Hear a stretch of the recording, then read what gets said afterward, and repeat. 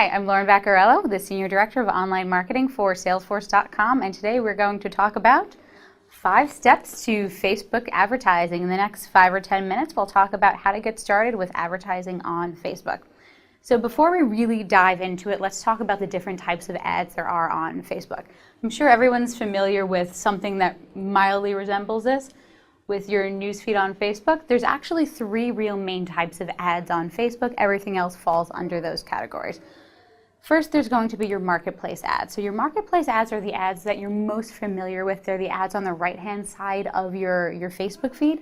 What makes these different from, say, a premium ad is both the cost of these ads and the different options that you have. With marketplace ads, all you're really going to get is that little tiny image and the little bit of copy to the right-hand side.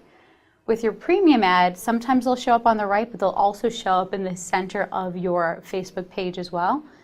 With one of the big examples of premium ads being your sponsored stories. Now, sponsored stories are a newer ad type that Facebook is really testing out right now. So you're going to see it as part of your Facebook feed. Some people are getting a little unhappy about seeing these larger ads in their feed, but Facebook is now a publicly traded company and they need to make money, and to do that, they need to start selling more advertising.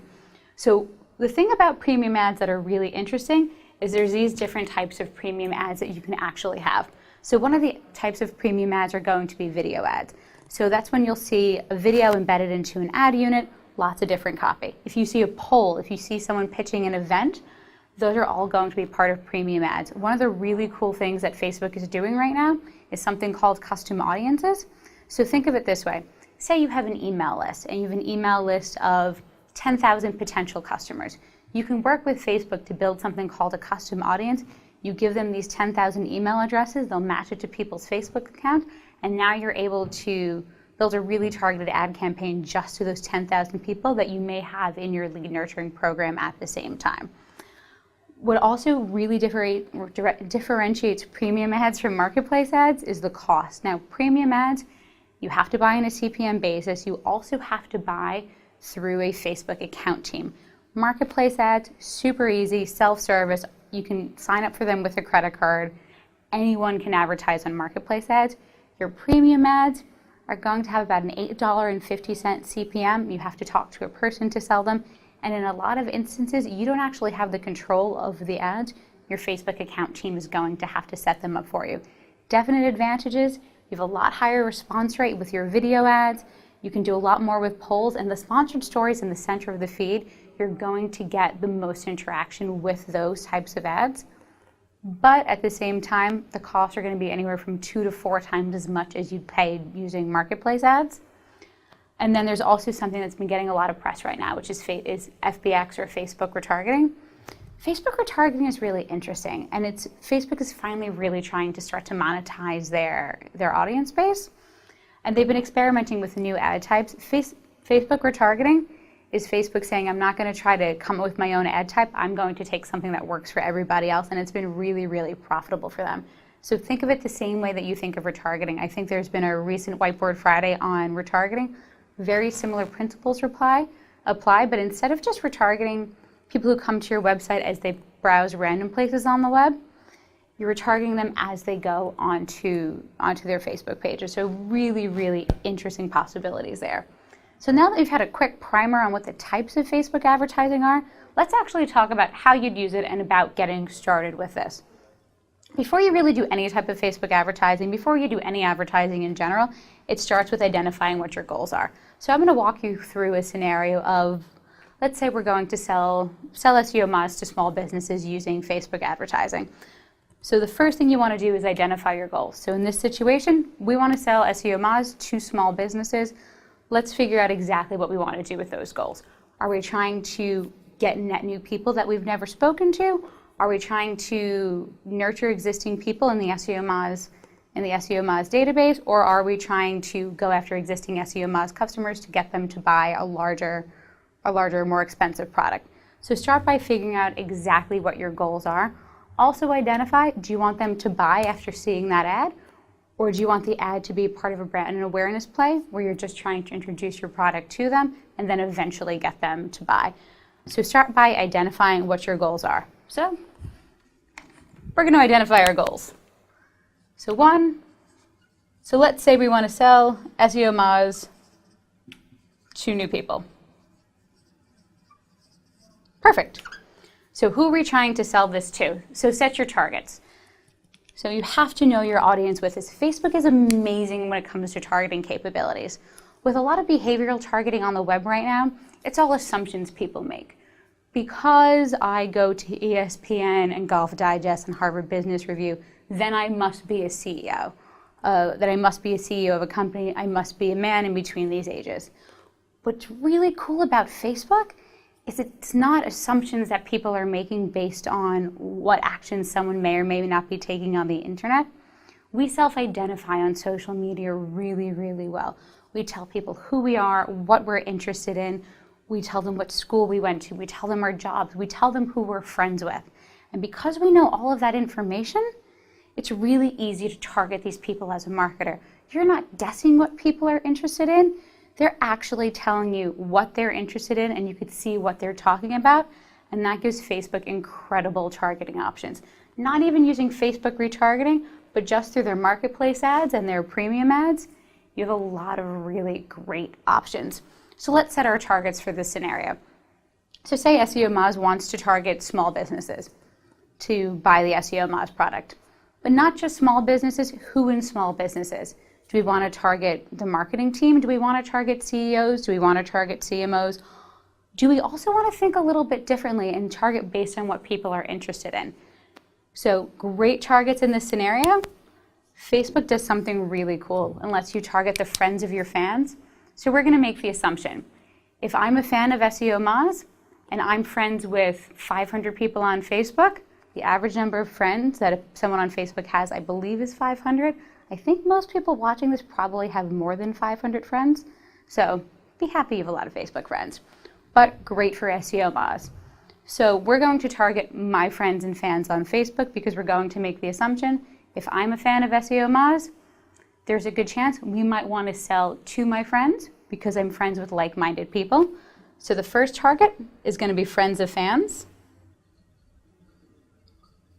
So you might be asking yourself, Lauren, why aren't we targeting SEO Moz fans if we want to sell SEO Moz to more people? Well, maybe a lot of SEO Moz fans are already customers, so you're going to need to find that out. So whether it's for your business, for SEO Moz, or even for Salesforce, it's really important to know who your fans actually are. It's as simple as doing a quick survey, monkey survey, just to ask your fans who they are and if they're already a customer. So let's say we target friends of fans, we target fans. Now, small business itself is a really big audience on Facebook. It's tens of millions of people fall into the small business audience. So you might want to narrow that down a little bit more. Facebook gives you a lot of different clusters, which is really just a cluster of different keywords and different interests to build a larger group of people. So maybe it's small business, maybe we want to think differently. So think about who these people, who your target buyer actually thinks about, who they care about. So maybe it's small business, maybe it's people interested in marketing or in the internet. The internet is a target audience on Facebook because I'm a fan of the internet. So think about all of your targets and build out each individual line for your targets. Think of it the same way if anyone's run a paid search campaign or a display campaign. You have your account, you have campaigns, and you have ad groups. So think of this similar to how you're going to think of your ad groups. Because if you're doing a marketplace ad, you want to have a different type of ad for each one of these different target audiences, really similar to how you're going to have a different paid search ad to a different ad group. So if you're advertising, if you're Salesforce and we're advertising CRM and we're also advertising on customer support application, it's going to be two different ad copies, really similar. If you're advertising to friends of fans and to people that are identified as interested in marketing, you need different ad copy. So start by having different ad copy. So perfect. So the next part you need to determine, and you need to determine what content you're going to use, and you need to post that content. So two different options here. Let's start with marketplace ads. You get this little 50 by 50 image, and you get about 135 characters over here in the ad. You can treat this really similar to how you treat, say, paid search or display, and come up with the different ad copies, work with different teams, work with the different stakeholders within your organization to post these. But if you're going to do some of the premium ads and you've got this big sponsored story over here, this is what gets really interesting.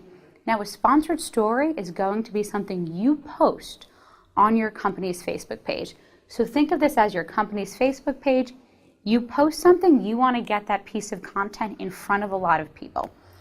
So let's say I'm going to draw Roger really poorly right now. So let's say we've got a great post.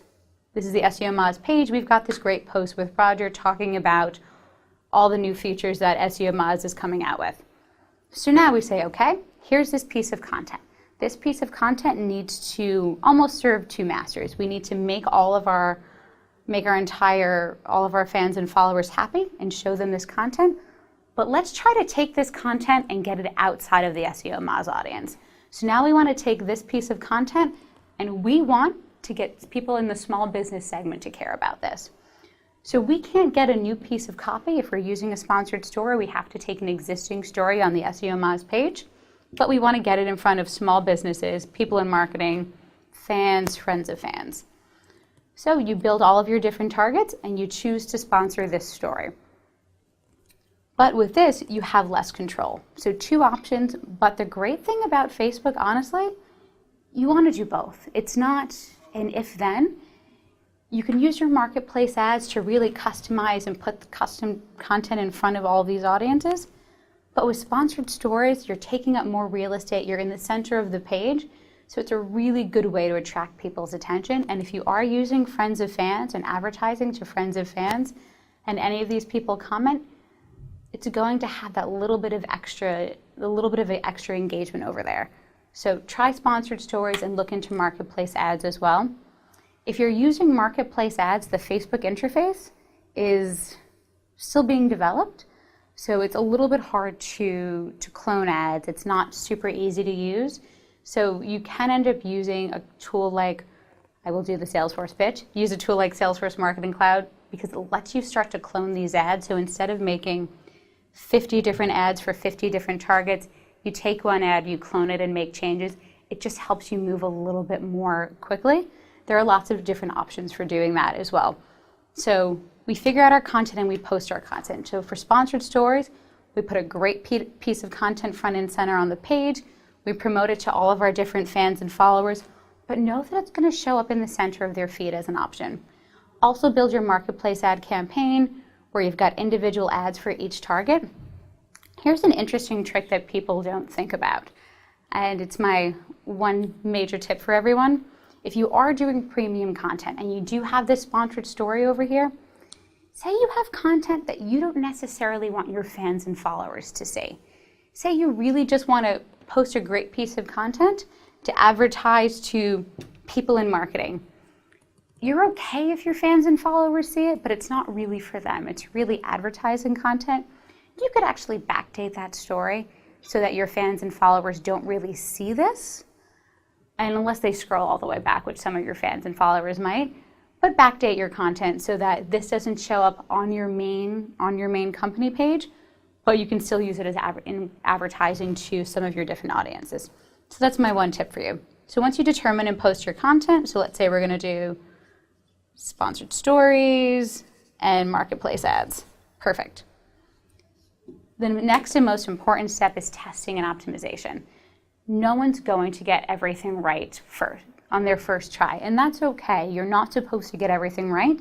You just need to move really, really quickly. And the larger your budget, the more quickly you should be able to test and optimize. Now, with Facebook ads, we find out that the ads actually burn out pretty quickly. So that if you're using a sponsored story and you're advertising to the same audience, first of all, make sure you set up frequency caps when you work with your Facebook team, because you don't want to show the same person an ad 15 times in the middle of their feed.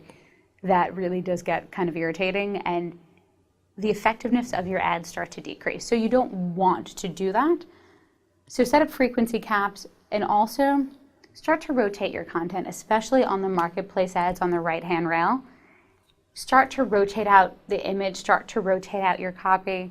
Depending on how much advertising you're doing and the size of your budget, could be as little as 2 days. You might be able to get away with a week or two, but as long as you're monitoring results, you'll start to see, try to find another place to do this, you'll start to see performance over here. Let's say you're tracking leads. So you're tracking leads, so leads start to go up, and then they start to peak and fall off as impressions go up. So you want to find that point where your impressions are going up but your performance is dropping. Once you reach that point, it's time to switch out your ad because people have seen it. Anyone who's going to respond to it already has. So make sure you know when to pull your ad copy. And that's really reporting, doing your analysis. And the whole time, what you should be doing is testing and optimizing. Think of it the way you think of paid search. You're advertising to friends and fans. You don't want to just give them one ad. You want to rotate through different titles, different images, different copy, different offers to see what's really going to perform best. Same way you're going to do this with, say, a paid search campaign or a display advertising campaign. So make sure you test and optimize. So let's say lots of testing. We like testing. And then this is the thing that's really different with Facebook advertising. So we're going to think all the way back, and everyone will make fun of me for making this statement. So think about when TV first came out, because I was alive when TV first came out. It's a joke.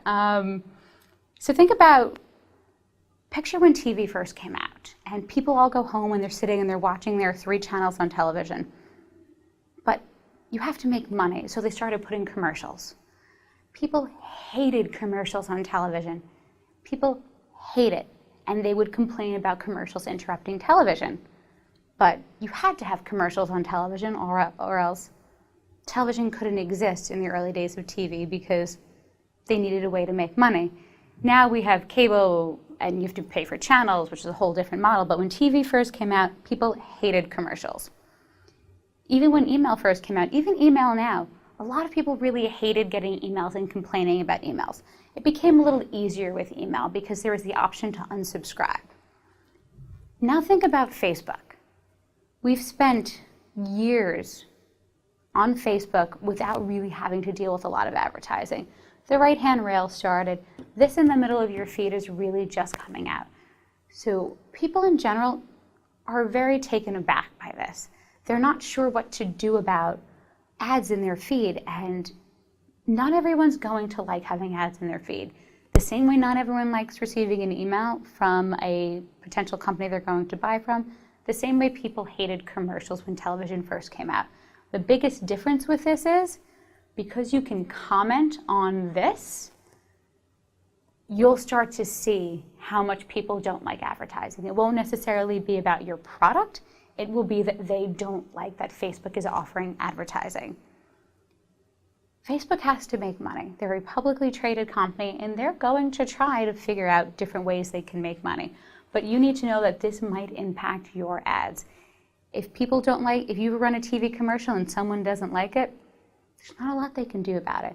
If you send an email and someone doesn't like it, they can unsubscribe. If you run an ad and it shows up in someone's feed and they don't like it, they can write a comment about it. And if you're doing a lot of advertising, you might start to see a lot of negative comments. What's really fun about these is you'll also get a lot of likes, you'll get a lot of shares, and if the content is engaging and people care about the content, and if you're advertising to SMBs or people in marketing and you're giving them content that tells them how to help their business and really gives them useful information, you'll get a lot of likes and you'll get a lot of shares, and people will be really happy with this. But you can't make everyone happy, and some people will just start to leave negative comments. As a company, before you really launch this type of campaign, you need to think about what you're going to do about those negative comments. Are you going to engage with them? Are you going to respond? And what's your threshold? What are you comfortable with? If people start having a lot of negative comments about your ads, do you pull the ad? Do you try to talk to all of these people? Do you say, you know what, I don't care about negative comments? What's your threshold? So figure out your engagement strategy and how you're going to monitor that before you launch the campaign. Otherwise, you'll launch all of this, you'll run the sponsored story, you'll make tons and tons of money, hopefully, from all the advertising that you're doing. You'll sell shoes, you'll sell Moz licenses, you will be really successful.